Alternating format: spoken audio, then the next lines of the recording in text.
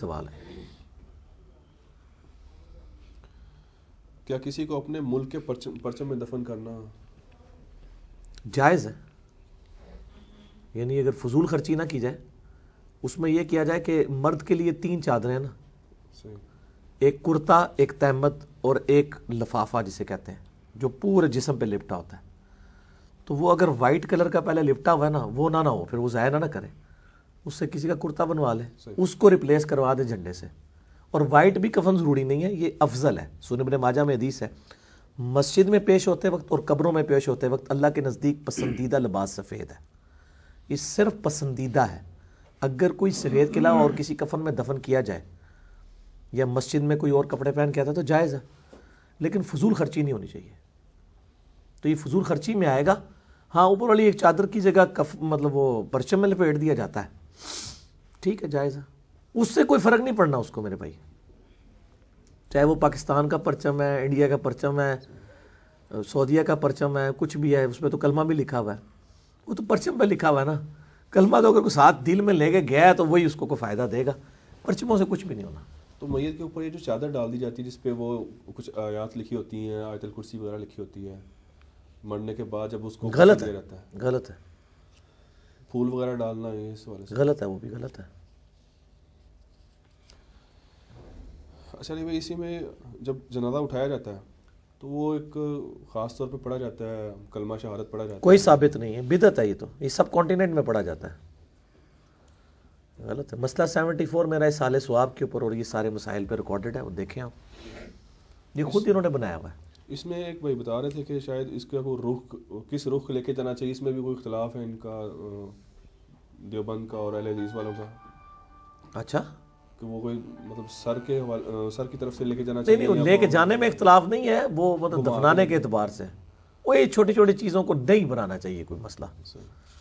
پاؤں کی طرف سے یعنی میت کو ایسے کر کے اتارا جائے، تو اس کا یہ مطلب نہیں کہ پاؤں پہلے رکھے جائیں، یعنی پاؤں کی طرف سے میت یوں لے کے جائی جائے، تو اس طرح لٹائی جاتی ہے. تو اب وہ ٹیکنیکل ایشوز ہیں اس وقت، وہ تو پھر لاد بھی سنت ہے. تو لاد تو ہمارے علاقوں میں کھودی نہیں جاتی کیونکہ ہماری زمینیں اتنی مضبوط نہیں ہیں. لاد کھودتے کھودتے ہی وہاں سے قبر نہ نیچے گر جائے، ٹھیک ہے نا. وہ پہاڑی علاقوں میں تو چل جاتا ہے یہ کام، پتھریلی زمینوں میں. تو یہ مطلب اتنے ایشوز نہیں ہیں جن کو.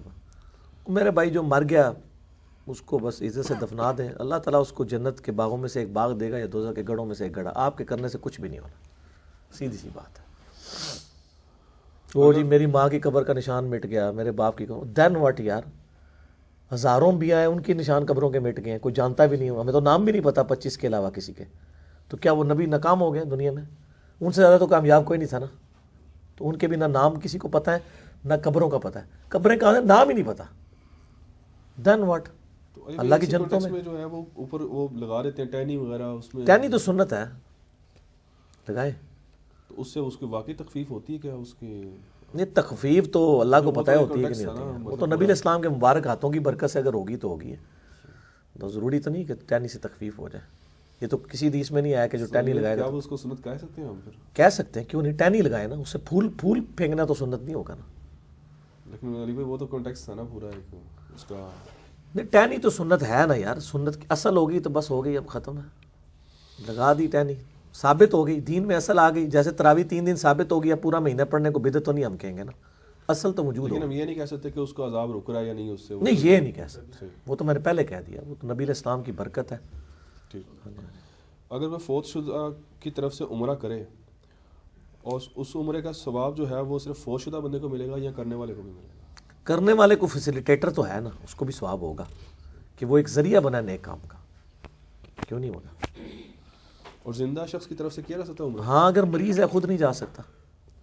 اگر وہ کہتا ہے میں ایڈا مصروف ہاں کہ میرے سے اللہ سے ٹائم ہی نہیں میرے کو، تو کوئی ضرورت نہیں اس کی طرف سے کرنے کی.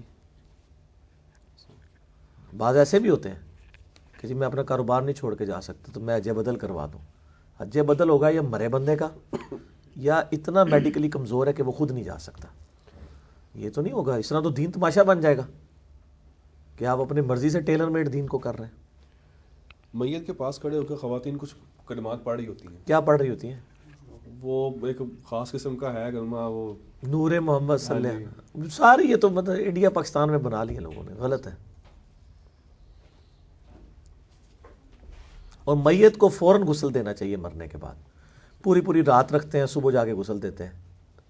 نہیں, غسل دے دیا بس اینف ہے. ایک قرآن بار پڑھنا چاہیے تھا مردے کے قریب, قرآن پڑھنا مردے کے قریب, سورہ یاسین اکثر وہ تلاوت کرتے ہوتے ہیں وہ مردے کے قریب. نہیں, مردے کے قریب نہیں کرتے ہیں, جو مر نہ رہا ہو نا اس کو مارنے کے لیے پڑھتے ہیں.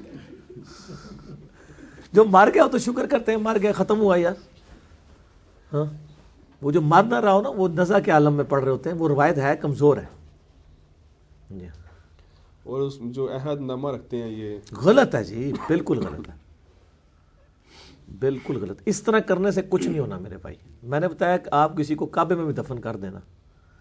اب یہ بقیہ غرقت مدینہ شریف کا قبرستان ہے, اور آپ فرمایا میں اہل مدینہ کی شفاعت کروں گا. عبداللہ ابن ابی بھی وہاں پہ دفن ہے, صحابہ بھی وہاں پہ دفن ہے, تو کیا عبداللہ ابن ابی کی شفاعت ہو جائے گی؟